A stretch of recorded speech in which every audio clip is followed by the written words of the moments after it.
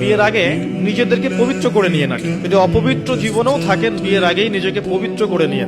কারণ অনেকে দেখা যায় প্রেম করে নিজেরাই কাজী অফিসে গিয়ে বিয়ে করে ফেলছেন, এটার সাথে আমি একমত না। কারণ এখানে সাক্ষীর প্রয়োজন আছে, অভিভাবকের প্রয়োজন আছে, মোহরের প্রয়োজন আছে, কালিমা লা ইলাহা ইল্লাল্লাহর উপস্থিতিতে খুতবার বিয়ের প্রয়োজন আছে। এভাবে ম্যারেজগুলো যেগুলো হচ্ছে বেশিরভাগই আমাদেরকে জেনার দিকে নিয়ে যাচ্ছে, এবং দীর্ঘস্থায়ী জেনা, একদিন দুই দিন না, বছরের পর বছর থাকছেন জেনা করতেই আছে।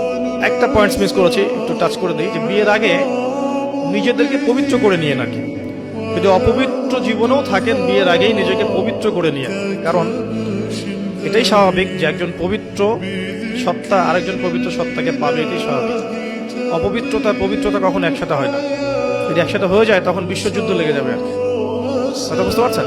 নিজেকে আগে পবিত্র করে নিয়ে, আর পবিত্র করার জন্য আল্লাহর কাছে প্রমাণ করতে হবে যে আল্লাহ আমি তোমার বান্দা বা বান্দি। যেমন আল্লাহ পাক দেখবেন হ্যাঁ আপনি সত্যি অনেস্টলি মন থেকে তওবা করছেন এবং পবিত্র হওয়ার চেষ্টা করছেন, আল্লাহ পাক সুযোগ করে দিবে ইনশাআল্লাহ।